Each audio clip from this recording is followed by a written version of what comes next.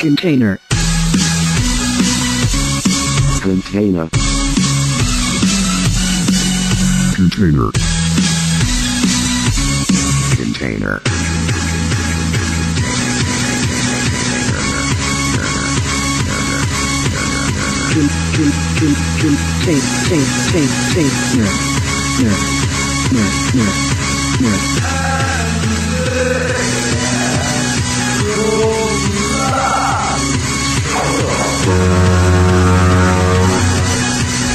E si parte con una nuova puntata di Artigianato all'arrembaggio. Buonasera, buongiorno, buon pomeriggio, insomma buon ascolto qui su Container Radio agli amici del martedì sera, alle amiche e agli amici del martedì sera e chi ci seguirà naturalmente durante le varie repliche durante la settimana. Ben ritrovati da Carmela Simeone e da Andrea Collalto, ben trovati a questa nuova puntata di Artigianato all'arrembaggio. Un'altra bella serata da vivere insieme, serata, pomeriggio, mattinata, insomma vabbè, poi ci sono le varie repliche ovviamente che ci accompagnano durante la settimana. Devo dire che anche questa puntata sarà interessante, Carmela. Devo dire di sì, perché oggi si parlerà di arte. Certo, di arte, parleremo di pittura e di scultura, in particolare di pittura, perché abbiamo due nostri amici che si occupano proprio di pittura, anche di scultura però, devo dire, perché nel caso di Franco Cosaro si parla anche di scultura. È vero, nel caso di Luigi Rossetto si parla di pittura e di affreschi. Quindi insomma saranno due argomenti piuttosto interessanti anche stasera e anche due modi, possiamo dire un po' diversi anche di vivere l'arte, Carmela. È vero, due modi totalmente diversi di vivere l'arte.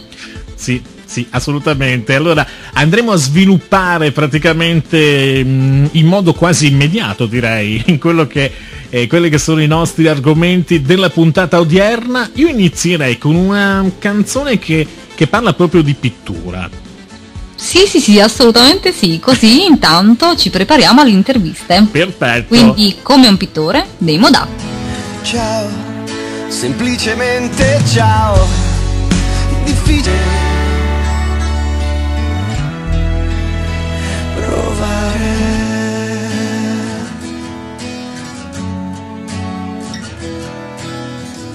E questi erano i Modà, come un pittore. È un brano che si stava giusto, no? Anche perché insomma si parla di pittura, in questo caso nel nostro terzo appuntamento con Artigianato all'arrembaggio. E come dicevamo un attimo fa, giusto Carmela, avremo due aspetti della pittura, uno un po' più tranquillo, diciamo, e uno un po' più con estro artistico a livello un po' più, eccentrico, ecco. Ecco, okay. Ecco, no, se vogliamo, tra virgolette, naturalmente, perché sono entrambi simpaticissimi, ma entrambi gli amici che andremo ad intervistare quest'oggi vivono l'arte, in maniera un po' diversa, ecco. Il caso di Luigi Rossetto, la prima intervista che andremo ad ascoltare questa sera, insomma, Luigi è un po' il classico pittore classico, il pittore che si mette col cavalletto, che prende la sua moto oppure la sua automobile, va nei posti più belli per trovare ispirazione, si piazza col cavalletto e comincia a fare degli splendidi quadri, oppure degli affreschi, perché ci parlerà Luigi anche della sua attività per quanto riguarda gli affreschi. Tra l'altro dobbiamo dire, Carmela, che Luigi è uno dei pochi personaggi, uno dei pochi artisti in Italia che fa ancora questa arte. È vero, abbiamo scoperto che è uno dei pochi artisti in Italia che si occupa anche di affreschi su richiesta. E sono tra l'altro bellissimi, perché noi abbiamo avuto modo anche di vederli, di gironzolare un po' per il paese in cui c'era la sua mostra e di vedere questi bellissimi affreschi su tutte le case del paese praticamente. Assolutamente, quindi tra un attimo ne parleremo, anzi immediatamente, perché andiamo proprio ad ascoltare l'intervista con Luigi Rossetto, Carmela. È vero, ma intanto se avete dei suggerimenti o se conoscete anche voi degli artigiani che veramente sono il fiore all'occhiello dell'artigianato italiano, basta contattarci su container@andreacollalto.com. o altrimenti su SMS, basta scrivere al 366 98 15892 o chiamare il nostro centralino allo 0444 183 7116. Oppure naturalmente ci potete contattare sui nostri social network, sulle nostre pagine su Facebook, cercate Carmela Simeone o Andrea Collalto personaggio pubblico, oppure le nostre pagine di Container Radio con Andrea Collalto, oppure il nostro gruppo Container Radio by Andrea Collalto &Co. Ci scrivete tranquillamente e noi saremo ben lieti di parlare delle vostre attività artigianali, perché è proprio quello che andiamo cercando, insomma anche le realtà più piccole, perché sono le realtà sicuramente più belle poi per recuperare quella che è l'arte dell'artigianato in Italia, giusto Carmela? È vero, e intanto siamo curiosi di ascoltare l'intervista di Luigi Rossetto. Arriva! www.containerradio.it. Intervista del giorno. Siamo qui approfittando anche del fatto che la nostra Carmela in questi giorni è stata in Veneto. Abbiamo pensato di iniziare a registrare, giusto Carmela, proprio dal vivo, venendo a trovare i nostri amici, un po' di interviste. Eccoci, sì. Ha detto bene Andrea, siccome sono qui in Veneto registriamo un po' di interviste con tanti esempi di tanti artisti e di tante persone che si sono reinventate nel corso degli anni per far fronte anche alla crisi, mettendo in risalto anche le loro passioni e i loro hobby. Qui oggi con noi abbiamo Luigi Rossetto, pittore. Sì. Ciao Luigi. Grazie, ben trovati nel mio studio, sono felice di ospitarvi, dato che c'è anche una bellissima giornata, sono lieto anche di rilasciare un'intervista a voi che siete gli artefici online della rete che trasmettete anche le voci meno conosciute e le potete far ascoltare, far conoscere le persone, insomma. Si può partire da una passione, da un'idea per riuscire a realizzarla, giusto Carmela? Perché non è sempre facile, però se le persone restano sempre ferme, magari, che ne so, hai voglia di fare qualcosa però non la realizzi, ti resta sempre il dubbio: avrei potuto farcela? È vero, quindi noi cerchiamo di spronare anche voi ad andare avanti con le vostre passioni e i vostri progetti, perché non è vero che non ce la facciamo mai, possiamo farcela solamente se rischiamo un po'. Esatto, un bellissimo esempio è proprio quello di Luigi Rossetto. Qui si parla di pittura, noi abbiamo seguito quella che è la tua 50ª mostra di pittura, quindi devo dire che sei riuscito in questi anni a fare tantissime mostre, ad avere degli ottimi risultati. Allora, la prima cosa che ti chiedo, ormai siamo in chiusura di questa mostra, com'è andata? Diciamo che è andata bene, poteva andare meglio, poteva anche andare peggio, l'importante è accontentarci e non andare al di sotto, diciamo, di una soglia pericolosa, tra virgolette, che la crisi è lei che comanda. Bisogna avere i piedi per terra, un po' di umiltà e la caparbietà di andare sempre avanti e di crederci. Parliamo di passione, quindi. Sì, soprattutto è una passione, che si venda, che non si venda, o successo o non successo, o facendo le cose giuste o sbagliate, però è una passione dedicare del tempo della propria vita a ciò che si crede, all'arte. Luigi, io so che non è il tuo lavoro quello di fare il pittore, perché tu hai anche un altro lavoro, quindi come hai iniziato questo viaggio nella pittura? Semmai potrei rovesciare la domanda, no? Che c'è esattamente, o la risposta, esattamente il lavoro è stato dopo la pittura, cioè il lavoro ti dà una sicurezza, una garanzia della vita, ciò che puoi gestire giorno per giorno il programma di un'esistenza. Mentre se diciamo l'arte e la pittura come ho iniziato è stato da bambino, e da allora ho sempre coltivato questa passione nel tempo. E diciamo, come fai a mettere insieme il tuo lavoro e la tua passione? Perché trovare il tempo per tutte e due le cose oggi è un po' difficile. Tu come fai? Soprattutto coniugare il lavoro con l'arte, è vero quello che dici, non è semplice, si deve trovare del tempo, anche l'arte ha bisogno che l'animo sia sereno, che ci sia anche della felicità, tra virgolette. Magari si arriva a casa stanchi alla sera, non si dipinge, magari qualche sera dipingo, disegno, magari anche seguendo internet contemporaneamente. Io di solito dipingo il sabato e la domenica, ma anche qualche volta la sera chiudo proprio internet, chiudo tutto, mi rifugio giù nel mio studio d'Arzignano e ascolto la musica e là dipingo. Di solito faccio le nature morte, oppure anche delle commissioni, oppure anche, non so, invento, creo della pittura.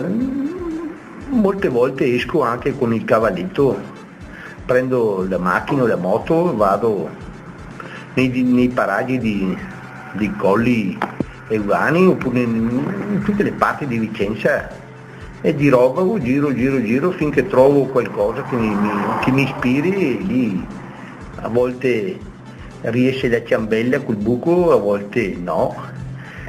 Solitamente dipende, però se c'è qualcosa di bello, di straordinario che la natura ci regala giorno per giorno, ci regala da sempre, le sue straordinarie bellezze, e lì il buco esce sempre. Beh, devo dire che Luigi, come senti Carmela, è molto genuino e ci piace proprio per questo. E noi stiamo notando proprio all'interno del tuo studio, Luigi, che si chiama La Rindola, anzi poi tra un attimo ti chiederemo anche come mai si chiama La Rindola. Beh, noi stiamo notando che ci sono varie tecniche di pittura. Ecco, qual è la tecnica che ti piace di più, e poi magari se ci puoi illustrare anche le varie tecniche che sono qui presenti quest'oggi? Ma ti dirò che non c'è una tecnica che mi piace di più, anche perché semmai io ho la fortuna, la grazia anche di avere elaborato nel tempo delle tecniche particolari come l'olio, l'acquarello, il gessetto, la china, il pastello, anche l'affresco, aiutano anche nei momenti di routine. Se adesso te fai sempre l'olio ti puoi annoiare nel tempo,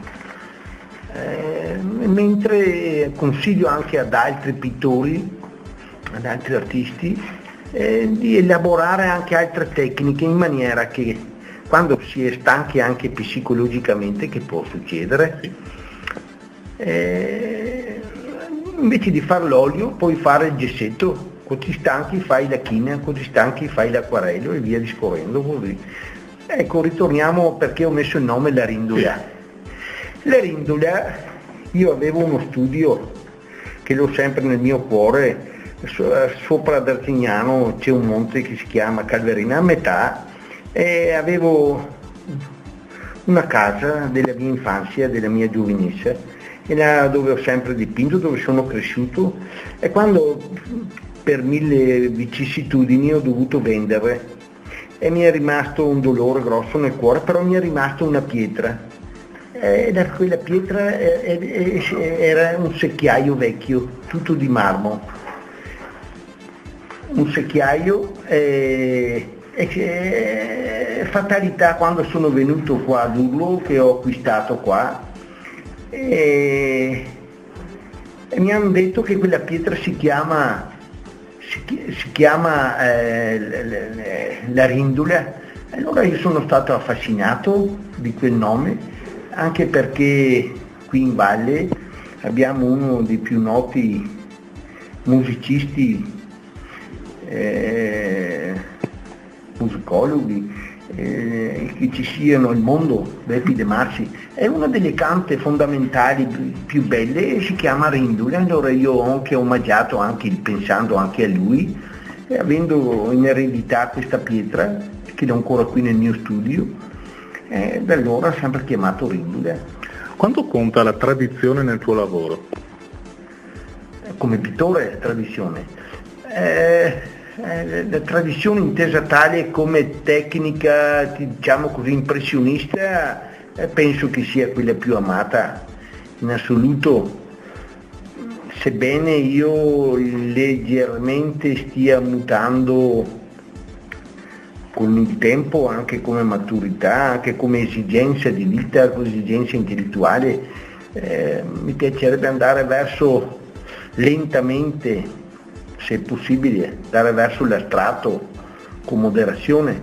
So che non è facile, non è un periodo, l'astratto sarebbe quello più interessante, però soprattutto in questi momenti è quello più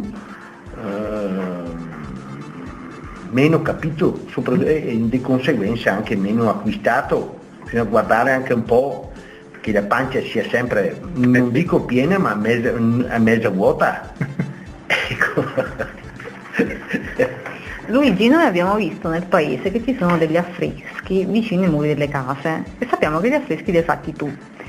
Abbiamo visto affreschi che ritraggono degli episodi di vita bucolica, quindi comunque legati alla tradizione, quindi comunque legati anche all'artigianato, a quello che era anche il mestiere che si faceva prima, che si imparava prima. Come ti sei ispirato a questi affreschi? Che ricerca fai per fare un affresco del genere che riguardi un mestiere o che riguardi uno scorcio di vita tradizionale? Allora, sì, ci sono una serie di affreschi in questo paesino di ispirazione, diciamo così, potrebbe essere un piccolo paesino dipinto.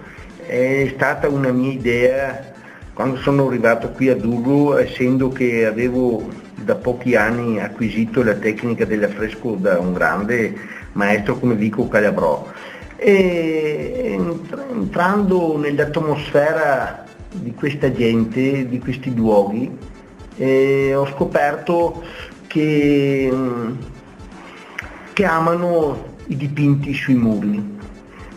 Pensare che un centinaio d'anni fa c'erano due pittori viandanti che viaggiavano sempre con colori, pennelli, anche per un piatto di minestra, erano dei poveracci che ci hanno lasciato un patrimonio di un valore inestimabile. In tutta la Licinia si calcola, c'erano, mi dicono anche degli esperti che hanno catalogato, non tutti, ma catalogato il 90% delle opere lasciate, che purtroppo nel tempo sono anche andate rovinate.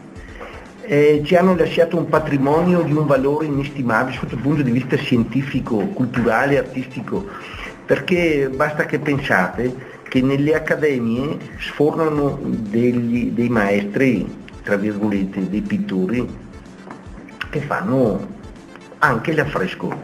Beh, ci sono stati degli artisti dei pittori che hanno provato a fare degli affreschi in quest'area e si sono smarriti tutti, hanno fatto l'effetto del Cimabue, no? Si sono smarriti come la brina al sole, mentre questi artisti dell'Ottocento, c'è una straordinarietà nel loro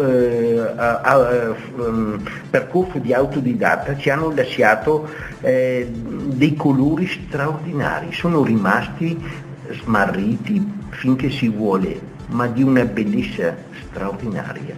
E qui, riprendendo il cammino, diciamo così, il discorso degli affreschi,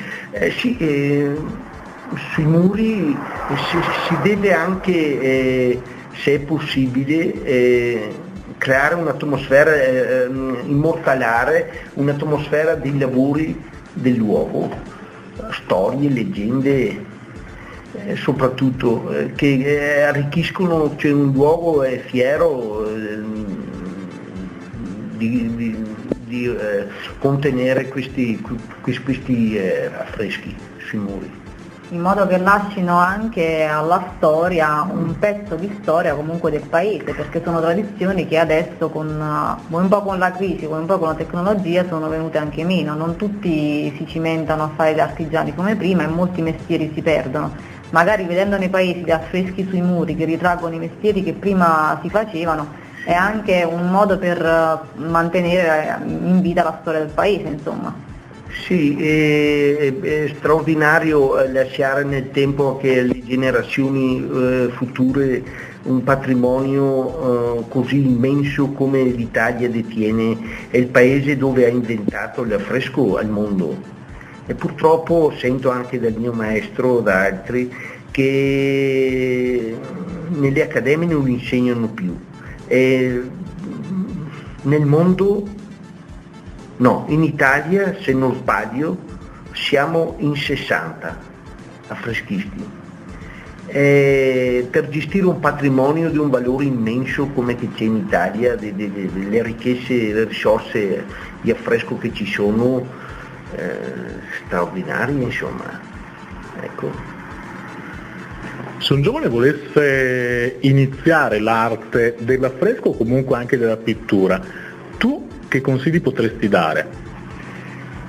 Beh, innanzitutto della pittura do sempre un consiglio che ci dilettano, che partano, non è mai troppo tardi e non è mai difficile, non bisogna mai avere paura di nulla, bisogna farsi anche aiutare, consigliare, magari anche frequentare dei corsi di pittura, però dico sempre ai giovani che in questi momenti qua di arte non si vive, è la realtà, però aiuta tantissimo, no, non c'è una sicurezza in sé, però aiuta molto,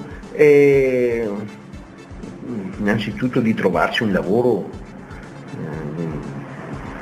di fare anche il pizzaiolo, di fare 1000 lavori, provarli tutti, di non abbattersi mai nella vita. Magari anche sento molti giovani del sud che emigrano, anche dei nostri veneti, addirittura vanno a Londra, vanno a Parigi, vanno in Germania, in America, bisogna provarle tutte, però l'arte in sé nella vita è una grande compagna di un viaggio straordinario che non ti abbandona mai, che ti fa crescere, che ti dà anche tante gioie, tante soddisfazioni. Beh, praticamente siamo in chiusura della nostra chiacchierata, devo dire che insomma, abbiamo imparato diverse cose, vero Carmela? È vero, abbiamo imparato soprattutto che non dobbiamo mai mollare, che dobbiamo anche trovarci 100.000 lavori per poter vivere, diciamo così, per far fronte alla crisi, ma che comunque ce la possiamo fare anche mantenendo i nostri hobby e le nostre passioni, che possono diventare anche un di più per vivere, diciamo, un po' meglio. Non ci possiamo vivere propriamente, insomma, come ha detto anche Luigi, però possiamo, diciamo, fra virgolette, arrotondare e comunque avere una grandissima soddisfazione per portare avanti anche le arti che ci sono in Italia e che magari vengono prese o sotto gamba oppure vengono addirittura dimenticate, diciamo così. Ultima cosa Luigi, come fare per rimanere in contatto con te se i nostri amici vogliono per esempio contattarti? So che fai anche dei corsi per quanto riguarda l'insegnamento della pittura.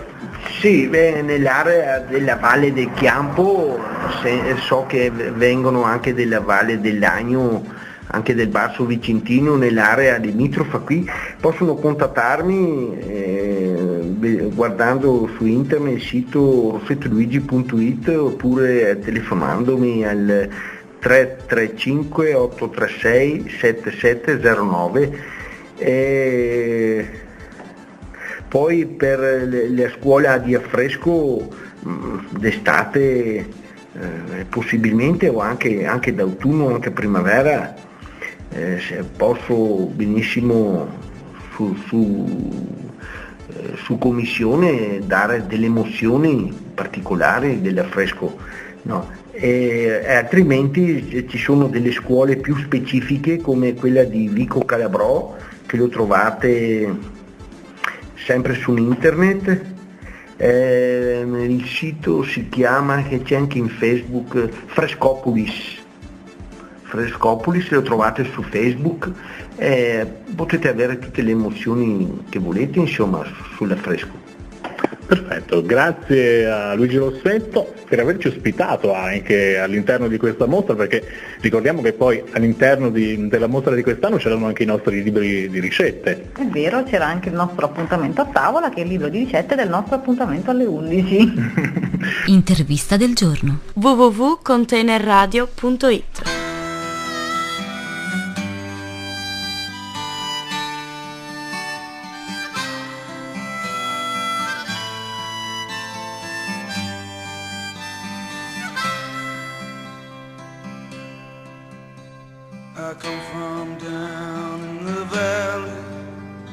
Well, mister, when you're young, they bring you up to do.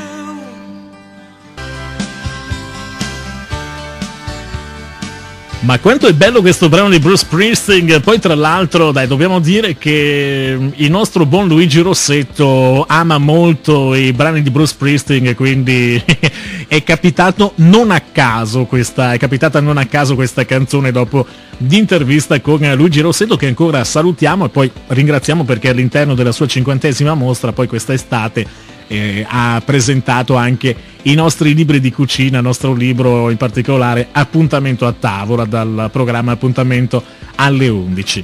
Intanto salutiamo Luigi, è stato gentilissimo, e come hanno potuto sentire i nostri ascoltatori, ci sono tante realtà in Italia che in fin dei conti non si conoscono. È vero. Ed è bellissimo scoprirle, perché insomma ti affascinano tantissimo. No, sono molto affascinanti, e poi devo dire che anche nelle prossime settimane andremo un po', ci allargheremo un po' anche alle altre regioni, perché andremo un po' in Lombardia, andremo un po' in Molise con le prossime interviste, poi andremo un po' in Abruzzo. Sì, poi ritorneremo ancora in Veneto, insomma avremo modo di girare un po' tutta l'Italia, ci apriremo tutte le regioni italiane, quindi anche per quello chiediamo l'aiuto anche vostro per far scoprire queste belle realtà che ci sono in giro per l'Italia, ragazzi, perché è bello parlarne ed è giusto anche per noi, ma anche per le nuove generazioni, tenere, il ricordo, tenere vivo il ricordo e magari far riscoprire anche quelle che possono diventare delle attività che possono anche rifiorire. Perché non si sa mai. È vero, che possono anche rifiorire, come molti esempi abbiamo avuto anche da quest'estate, giusto? Esatto, quindi ecco, mettetevi in contatto con noi, abbiamo già ricordato i nostri metodi, poi comunque c'è anche tutto sulla nostra pagina contatti dal portale di Container Radio. Allora, tra poco andremo con un'altra bella intervista, andremo ad ascoltare quello che è un altro modo di vivere l'arte, diciamo, un po' più eccentrico, no? Perché noi spesso ci immaginiamo i pittori un po' fuori, un po' chiusi, diciamo così. Sì, è vero. E invece devo dire che Franco è un po' fuori di testa come noi, dai, diciamolo. Sì, no, è un po' fuori di testa e la cosa ci piace tantissimo. Assolutamente, quindi lo siamo andati ad incontrare. Poi devo dire che tra l'altro è stato bello con Franco, perché all'inizio non sapeva che cosa raccontarci. Poi quando è entrato si è messo tranquillo sul suo divano e ha cominciato a raccontarci il suo modo di vedere l'arte. Devo dire che è stato molto esplicativo, Carmela. È vero, no, è un piacere poi ascoltare gli artigiani, perché ti spiegano le cose con una luce particolare negli occhi, quindi è stato davvero interessante. Giusto, tra un attimo lo sentiremo. Prima però so che c'è un brano un po', un po' particolare che arriva dalla Spagna. Sì, perché abbiamo scoperto che Franco viaggia molto, soprattutto in Spagna, e quindi gli dedichiamo questo brano degli Escapí, o come si dice in Spagna degli Escape, che si intitola Legalizzazione. Saca un papelillo, me preparo un cigarrillo y una china pa'l canuto de hachís. Saca ya la chinatron, venga ya esa chinatron, quémame la chinatron. Saca un papelillo, me preparo un cigarrillo y una china pa'l canuto de hachís. Saca ya la chinatron, venga ya esa chinatron, quémame la chinatron. No hay chinas hoy. No hay chinas hoy. www.containerradio.it. Intervista del giorno. Siamo con un'altra bella intervista. Quest'oggi, Carmela, parliamo di arte. È vero, parliamo di arte, ma ci focalizziamo sul come l'arte da una passione può diventare anche un lavoro, perché nella vita bisogna osare. Però andiamo a vedere come è nato questo lavoro con il nostro ospite. Allora andiamo subito intanto a ringraziare Franco Cosaro, che ci ha ospitato quest'oggi nel suo laboratorio. Benvenuto a Container Radio, Franco. Niente, grazie a voi. Una cosa, secondo il punto di vista mio, qual è il sistema adesso come adesso, a parte di chi studia, c'è una seconda maniera di fare qualcosa, cioè di guardare gli altri cosa fanno, specialmente nel campo della pittura, scultura, fotografia, e poi ci ci sono delle belle riviste, adesso abbiamo la fortuna anche di avere internet, che si può scaricare e vedere tanti artisti. Io sono amico di tanti artisti in tutte le parti del mondo e ci scambiamo le nostre idee, e poi dobbiamo tanto a, come si dice una parola, smanegare, cioè bisogna continuare a fare, distruggere, per poi riuscire a fare qualcosa di buono. Non si può fare un quadro, una scultura e poi pretendere di venderla subito, ma la voglio vendere, non la vendi la prima, non la vendi la seconda e poi ci si stanca. Invece bisogna continuare a praticare queste cose, perché l'arte è una cosa che, l'arte oppure il disegno, la pittura, chiamiamola come volete, è una cosa che ci si forma con gli anni. Un'altra cosa che io a quei tempi guardavo, ho speso parecchi soldi sulle riviste, dei mensili, sulle fotografie, sulle arti, sulla pittura, e studiavo questi pittori impressionisti all'inizio, e adesso per esempio mi piace l'arte contemporanea, anche se in Italia l'arte contemporanea è un po', siamo un po' lontani in confronto di francesi, di tedeschi, degli inglesi, degli americani, siamo un po' indietro noi, siamo stati fermi ancora all'Ottocento più o meno. Ecco, con Franco parliamo, come avrete capito, di arte, di pittura, di scultura, ma la cosa bella di Franco, devi sapere Carmela, devono sapere anche i nostri ascoltatori, che questo dove ci troviamo è un laboratorio creativo vero e proprio, perché tu fai anche teatro e anche altre cose, Franco. Sì, abbiamo degli amici, siamo 5-6, 2 fissi per esempio, che si fa un po' di teatro, un po' di musica, facciamo la festa della musica, la festa del teatro, dell'arte, l'abbiamo fatta il mese scorso, quella dell'arte, e poi c'è sempre qualche ragazzo che entra dentro e qualcuno se ne va. Beh, diciamo che comunque è un qualcosa di creativo che è anche messo a disposizione degli altri, quindi un qualcosa per far conoscere anche come si fa arte, pur essendo un autodidatta, perché ci hai detto che sei un autodidatta. Sì. Quindi come fare l'autodidatta in un mondo in cui ci si specializza praticamente su tutto, diciamo, in cui si deve seguire scuola praticamente anche per bere un bicchiere d'acqua? Bellissimo questo, è una roba che io detesto, che odio. Per esempio il pittore a me che mi piace di più, anche se che ha fatto bruttissime cose, però il pittore più grande del mondo è Picasso. Se guardate Picasso, nella sua carriera è partito a fare delle cose bellissime, l'impressionismo bellissimo che nessuno lo conosce addirittura, fino a delle cose orrende, però lui in 40, 50, 60 anni ha fatto di tutto, grafiche, pittura, scultura, la ceramica, non stava fermo, anzi il collage, ne ha fatto di tutti i colori, lui si divertiva e io con l'arte voglio vivere, ma voglio divertirmi con l'arte, altrimenti io non faccio queste cose, altrimenti se non mi diverto non faccio niente, mi fermo. Quindi praticamente l'arte, arte, ma bisogna avere anche tante belle idee per produrre qualche cosa, Franco. Difatti, ecco, questo è un altro problema per gli altri, non per me, perché se mi dicono che sono un po' strano, a me mi fa solo piacere perché manco posso fare qualcosa di differente, altrimenti se fosse alla standard di tutti farei impressionismo o farei, che ne so, del cubismo per 40-50 anni, mi sembra l'ora di lavorare in fabbrica. E allora queste cose io non le sopporto, io voglio cambiare, anzi ho un difetto che cambio troppo spesso, spesso, non duro 1 anno, 2 anni con una linea, io appena questa linea incomincia a stancarmi io la cambio, difatti anche sul mio Facebook che ci sono i miei quadri, le mie cose e c'è di tutto, dall'impressionismo, del cubismo, un po' di tutto, basta che uno va a vedere e si rende conto anche cosa faccio.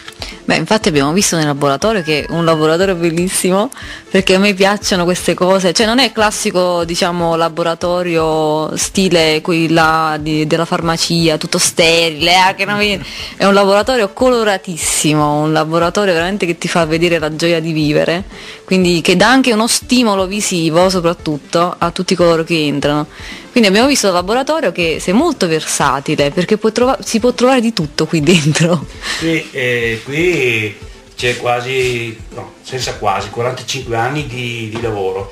Qui ho dei quadri che hanno 45 anni, delle figure, delle sculture che hanno 45 anni, e qua mi sono tutto sempre due o tre campioni di ogni periodo del mio momento dei miei linee che facevo. Cioè qua c'è la casettina che facevo all'inizio, cioè il classico paesaggio che adesso comincio a odiare, poi c'è l'impressionismo un po' più, poi c'è l'astratto, poi c'è il moderno, adesso sto facendo delle pitture tutte un po' alla Polov, un po' che imito un po' le Polov, però che mi piacciono da matti. E poi ci sono le sculture in ceramiche che sono sempre quelle in terracotta, sono quelle una volta classiche fino al moderno che poi ti farò vedere in qualche parte che sono che di là. Ma senti Franco, ma quando devi vendere un tuo quadro, comunque una tua opera, un po' con poco, non ti dispiace? Quando? Quando devi vendere un tuo quadro, una tua opera? Beh, io queste cose che ho dentro qua non le vendo adesso, io non le vendo perché in questo momento io non mi interessa più, cioè io faccio qualcosa per vivacchiare, aspetto la pensione. Interessante questa, però queste qua che vedi qua sono tutti dei prototipi, cioè dei quadri che mi tengo io perché mi piacciono, però ogni tanto è logico, tante volte no, molto ti dispiace a vendere le cose che ogni tanto quando vado a casa da qualcuno vedo qualcosa che ho fatto 20-30 anni fa, dico madonna, che roba che facevo, non lo do neanche conto neanche a me.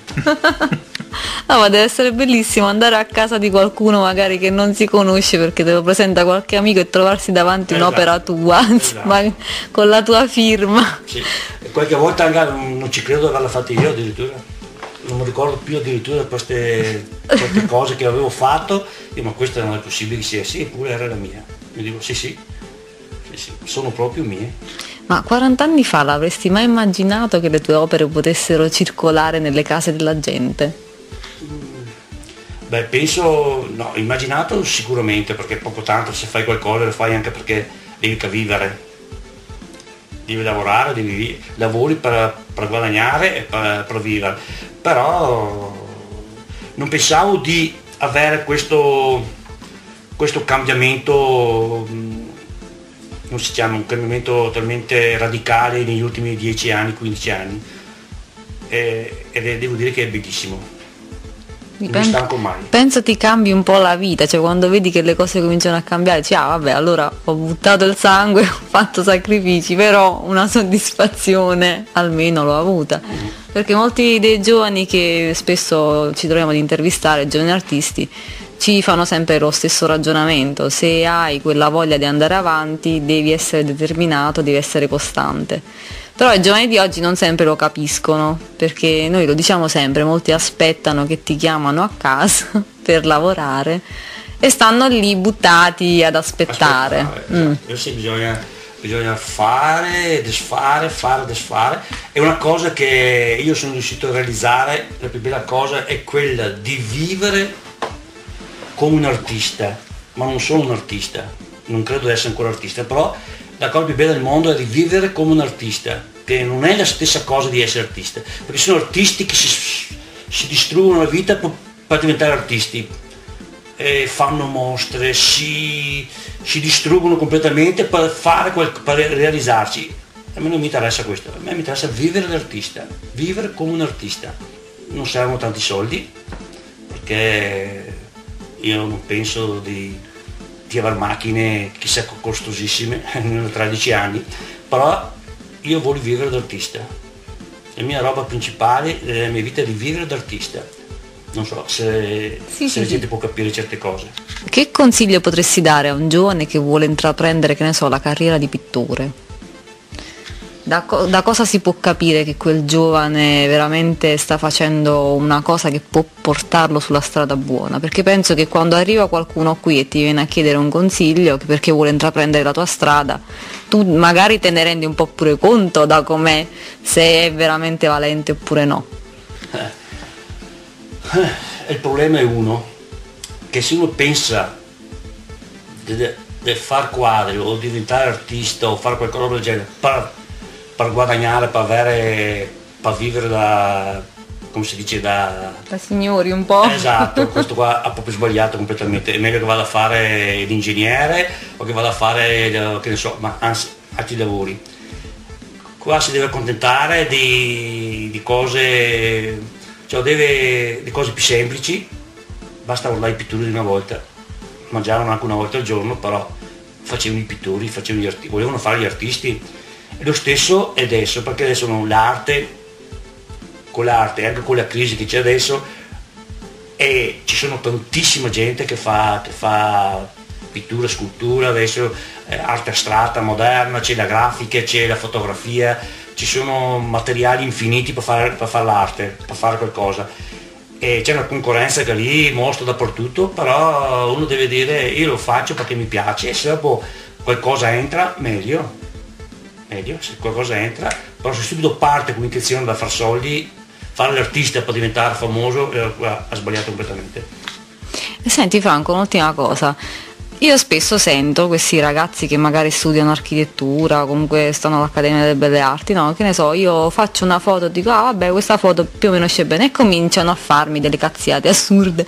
No, perché la linea dell'orizzonte secondo la tavola così, insomma, cominciano a cacciare fuori formule strane, per cui la mia foto non va bene, ma non capisco per quale motivo.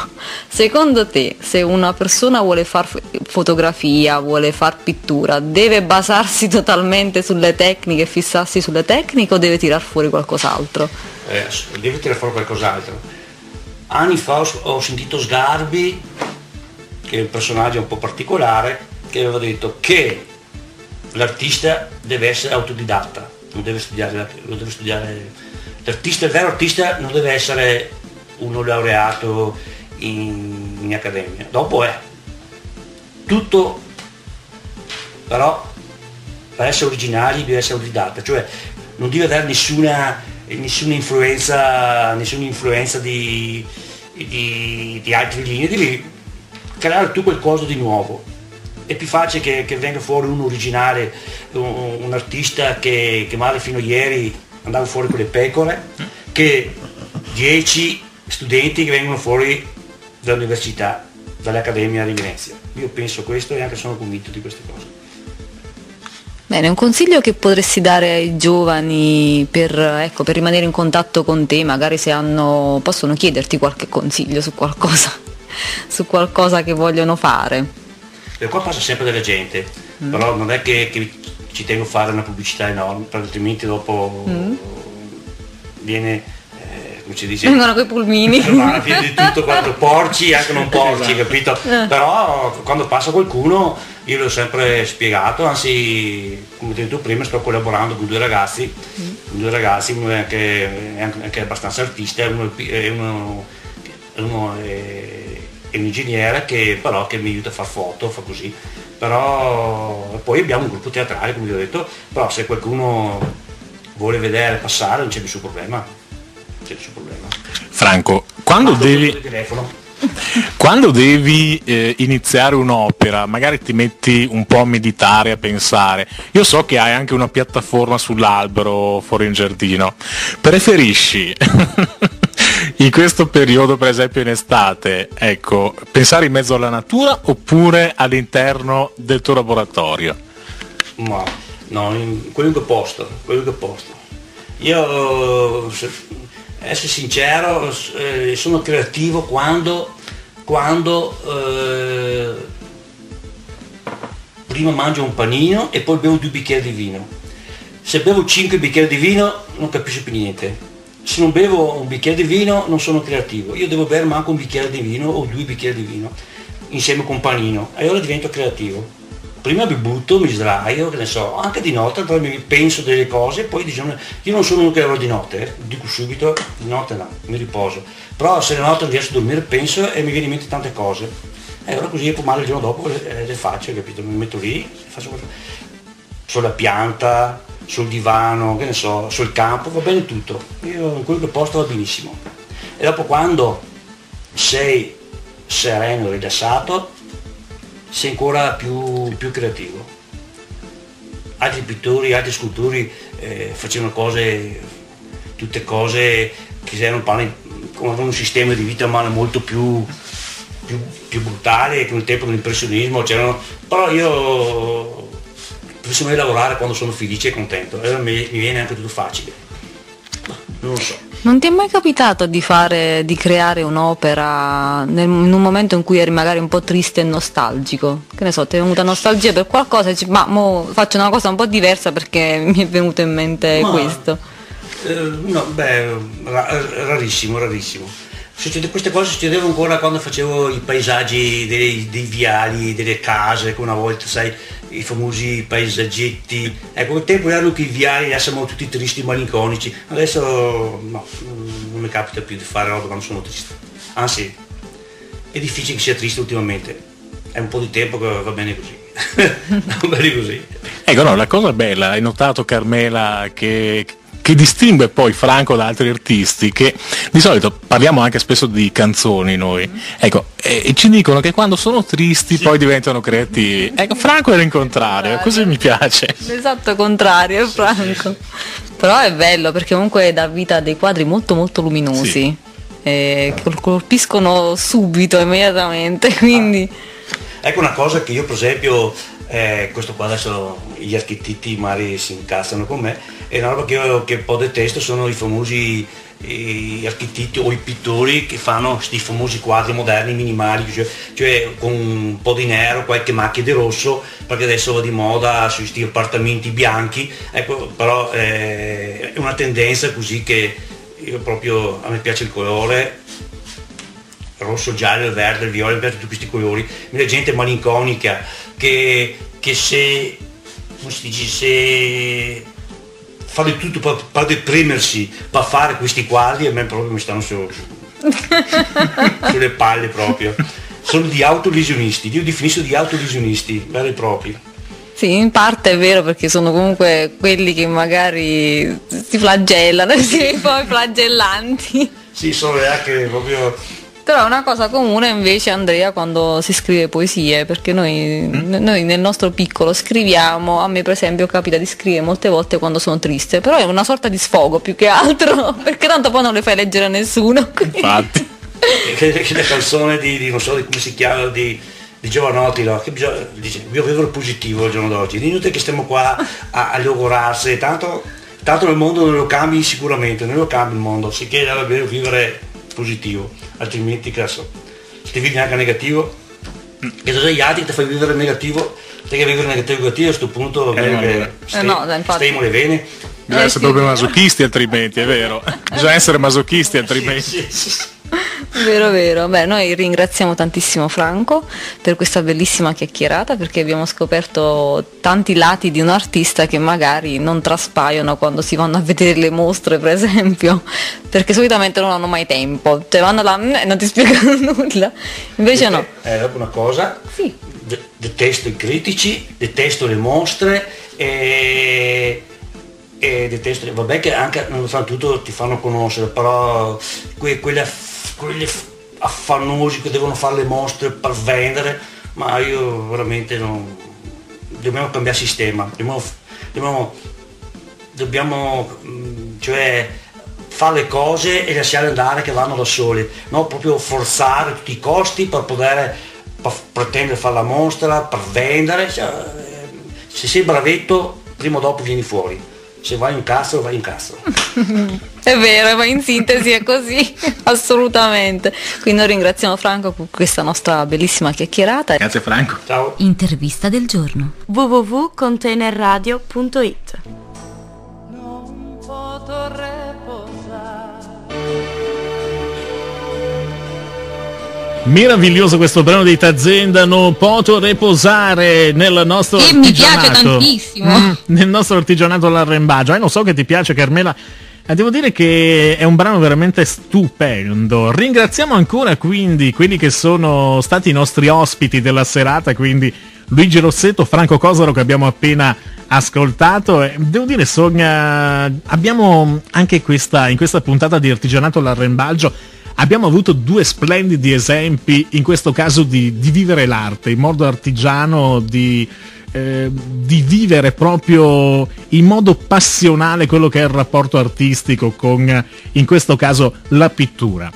Di farne proprio uno stile di vita. Vero, assolutamente. Che non è semplice, perché nel caso dell'artigianato è difficilissimo, però come avete potuto vedere, se non demordete potete ottenere dei grandissimi risultati. Assolutamente sì, quindi ecco, anche voi magari prendete spunto e poi sul nostro blog vedete anche quelli che sono i siti internet, le pagine degli artisti che di settimana in settimana, degli artigiani che di settimana in settimana andiamo ad intervistare, quindi potete anche mettervi in contatto con loro se volete approfondire qualcosina in più, e potete mettervi in contatto anche con noi, Carmela, ricordiamo questa cosa, perché poi insomma anche noi gireremo le varie domande agli artigiani, le domande che ci vorrete porre tranquillamente in studio, e avremo modo di sviluppare con voi proprio tutti gli argomenti artigiani che vi stanno a cuore. È vero. Intanto ringraziamo il sito artigianatoallarembaggio.com, perché è grazie a loro se è stato possibile creare questo programma. Assolutamente, ringraziamo gli amici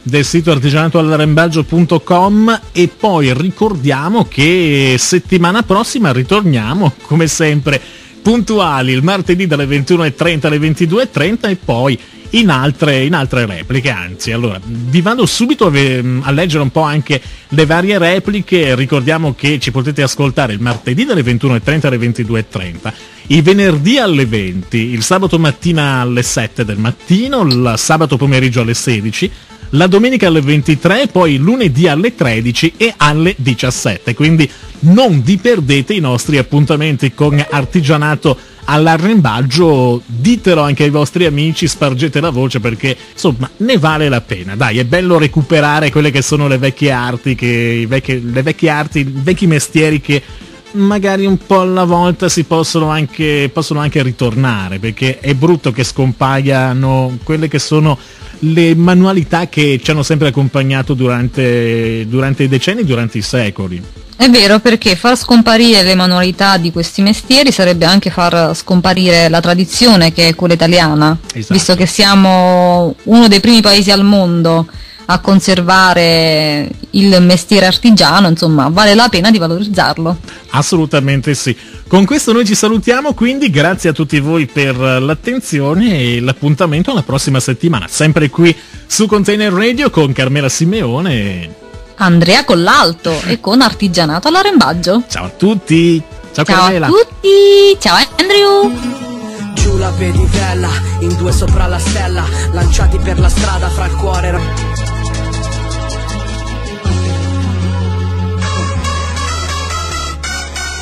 Container. Container. Container. Container.